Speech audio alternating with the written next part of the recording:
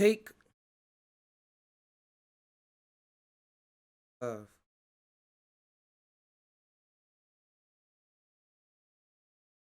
Hey guys, welcome to the Just Todd Now shit with your host, Mush Tie Room. Yeah, we fresh and new. This place where we just talk about our mind with our heart. See what our gut mind is saying, let whatever come out, just come on out. Yes, this is brand new. Oregon, you heard it here.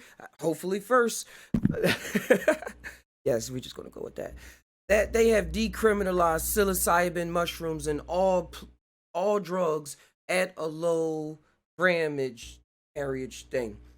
You know how that goes. Just don't have too much on you and the cops won't bother with you. You'll get $100 fine. That's everything from mushrooms to peyote to DMT to even cocaine and heroin. Now you might be saying, whoa, hold up, buddy. Why is everything like that? But we've been over this on the SaunTai podcast before, and it is a huge human theory that if something is readily available, will the populace and the youth be so hyped up to get addicted to it? My theory and theory of other therapists, psychologists is that no, because when things are rare, we all have Pokemon cards, Yu-Gi-Oh cards, try to get that shirt or something that they said limited edition or something. We're like, yo, we gotta have it. That's for me, that's for us. So with this theory, if it's out there, it won't be so much put into the underground, even in ways of thinking like, man, this is something I gotta do so that I can get out of this state of mind I'm in now, this culture that I'm in. Man, they say fuck this, all right, I'm with the fuck this, so that's what we gonna do. But hey, times is changing. The stigmatism which is the story told on these magic mushrooms and psychedelics, is awesomely changing. We've been changing the stigmatism on the SaunTai podcast for the past, what's that, 2 years we've been talking about this. Called the white boy drugs, called to make you go crazy, make you go loony, but personal experience says otherwise. And on the SaunTai podcast, we have other people around the globe, around the earth, tell their story on what's happening after they had these experiences. And one of the main things is the cure, is the how it helps with depression, alongside talking things out, which I said conversations are so important. Not just keeping things in your head or talking things out from your head or get lost in your heart sauce getting played all the time, or just talking from your will and being like, I got this over whatever I'm thinking or feel. I'm just gonna do what I fucking do. It's like combining all of them things, and letting the conversation happens, because of stigmatisms make people not help themselves. And this is one things that has side effects that are beneficial, as opposed to Xanax, all these opioids that's being thrown out into the world, thrown out into the hood. Even hood people now are breaking into pharmacies and stealing them just to trap them out and do what they got to do, because they're like, hey, this is what the streets is calling for, this is what they want. But this is something that's helping with depression, helping with anxiety, helping people really transform their lives in a way that has none of these side effects. Like, shouts to my mom who was talking to me. They gave her these psych pills to help her with her mental or whatever. She stopped taking them because they said it made her vision go blurry. And they said it was going to take away her flashbacks. Where if we can't really know who we are and deal with it and talk it through? It's a brave new world out here. Shouts to Alex Huxley. I always say that's the book that changed my life around in high school. Now, that was, if y'all didn't read it, check it out. But that was a book where the society willingly gave up everything. It wasn't taken away by force, but they was like, why do I want to read a book? So that's the way they got rid of books. They was like, man, people don't even want to read books. So, let's just work with that mentality. And then they took pills and stuff that made them not think and feel in certain ways so that they can operate in an orderly fashion. And it wasn't like, hey, the government making me do this. It was like, hey, bro, you didn't take your pill today. I see you kind of weird right now. You need to. Hey, come on, I got an extra one for you. I mean, you gotta take doctor, get a refill or something like that. It was just natural. Like, you a little feeling too much. You gotta take a pill. You a little too excited. And that's the brave new world. So check it out. But now today, these things unlock feelings and emotions of childlike behaviors in people that have been thrown into the abyss of adulthood, into the abyss of capitalism, or not even to anything. Capitalism can still be good, but into the abyss of trying to do something to make up for something, to cover up a trauma, to work to cover a worry for a family member or for themselves. Say, oh, I gotta get this money, I gotta get this bread, I gotta do this and do this no matter what, because I only got one life. This is all that there is to it, and that mass anxiety, especially during, which is awesome that the buildup of the psychedelic therapies happening, studies by John Hopkins Universities, other universities out there that's been putting it out, the science out there for you folks to pay attention to. How now in 2020 to build up when most people are in their house paying attention to their mentality because they have no choice. They lost their job or something like that, so they gotta come up with something else or rely on them in the house a lot more. Not used to being around so much because they have nothing to do. Now it's like, man, this way that I'm thinking, me, or can I just change something up so I can be in another reality and where I'm moving differently. I'm not procrastinating, joyful. I'm saying hi. I'm doing something that's going to allow me to promote myself in life in a way that I look up to other people to do. Let's fix my cap right. Okay. Yeah, I got a big head, man. Imagine carrying this thing. Ooh, you wouldn't imagine. But I had it since I was like having dreads. Get the picture. Yes, these plants, fungi, also come from the dirt. That's the awesome other things that they just rise up from the dirt. There's no added ingredients, no nothing. They've been used by indigenous cultures all around the world for millennia. We find them in a lot of our art now that we're discovering the glyphs and depicting them and being like, hey, man, these guys were on to something. It was always up to the shaman back in the day. And then they allowed different ones in the village to partake also in order to have a healing because we all go through the story. So this shaman was one that went into his mind, into the space, and had something to deliver that helped other people. And this is something that can really help us in today's society because now a lot of things are being created to get us more addicted, that get us more connected and help us benefit so we can create off of that connection instead of getting more addicted. If this is with technology, with pills and everything, it calls for more addiction because it doesn't actually cure the problem. It just gets you. It just creates a moment.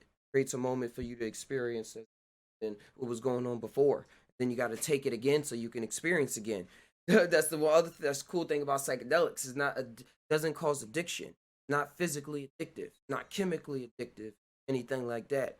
So if you don't want it, won't fiend for it. You won't have any withdrawal effects. Your body won't start sweating and start getting the shakes and stuff like. You'll be all right.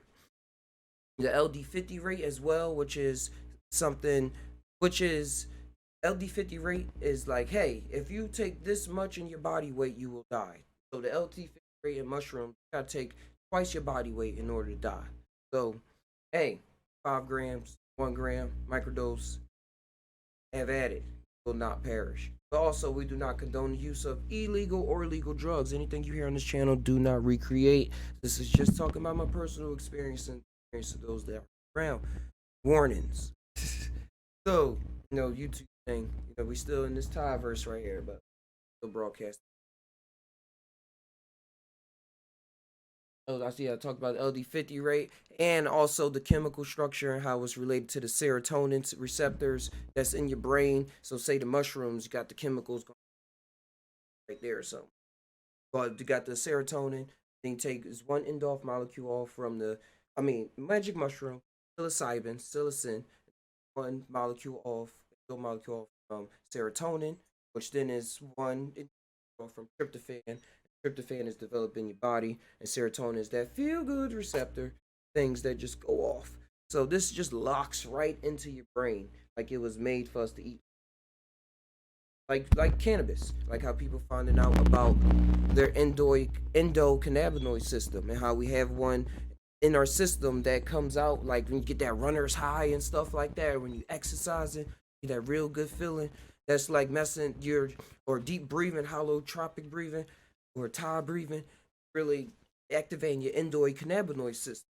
So we have all these systems internally in us, and these allow us to experience what the turn up can be, what our body could get to, and what it is. And when you ingest it, just like with fruit, our bodies are chemical factory. Shout outs to Paul Stamus.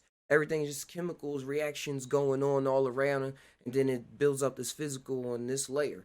like an apple. Got a lot of chemical things going on, chemical reaction. That's why when you cut it, start turning brown or start decaying as soon as you pluck it from the tree.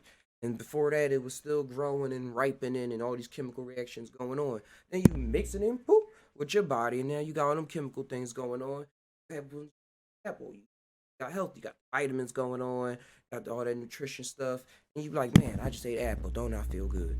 Now with the mushroom, it's not much of a pseudo placebo effect, but it's an actuality of feeling joy and happiness because it also and dealing with traumas and becoming coming into a new space because it deals with the neuroplasticity that goes on in your brain. Now, for those who don't know, that's like saying your brain is able, your neurons travel through your brain in different through different groove paths, and this allows the plastic neuroplasticity neurals to turn like plastic plasticity and find new ways to travel around,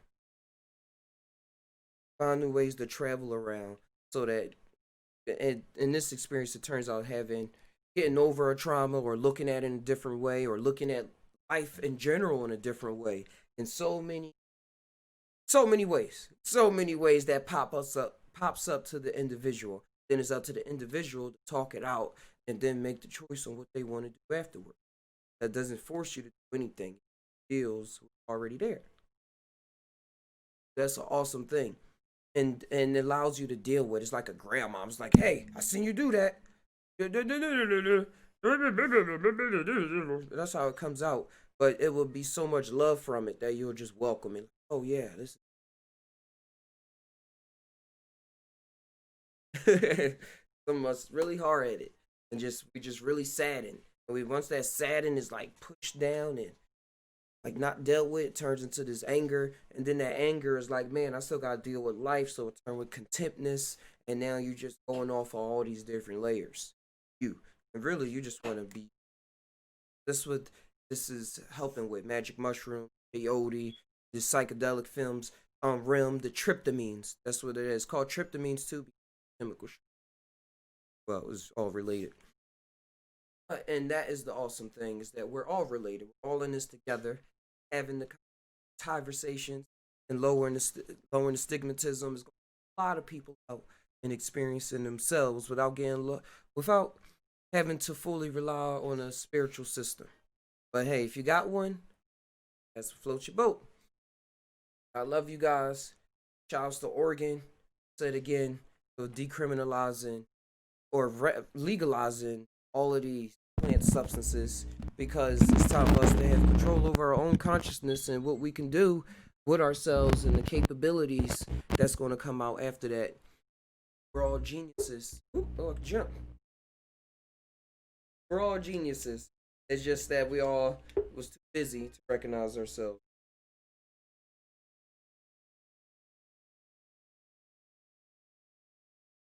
Backflip. Woo!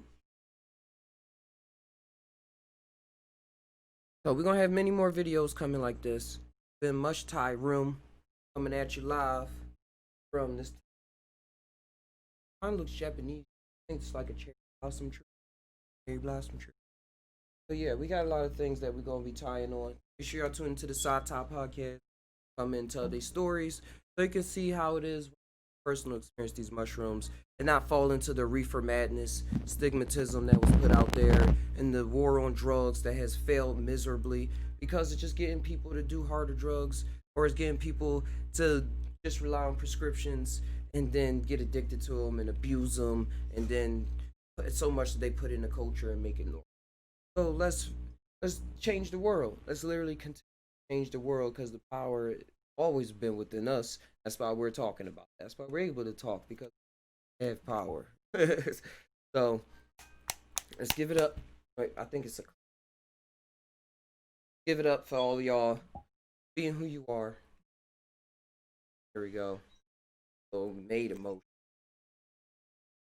still here, and we all tie. Do we really tie? Sometimes I don't know, dude. Sometimes I really don't know. Till next time, this is SaunTai Room. I don't know. Make sure you like, share this video. Always.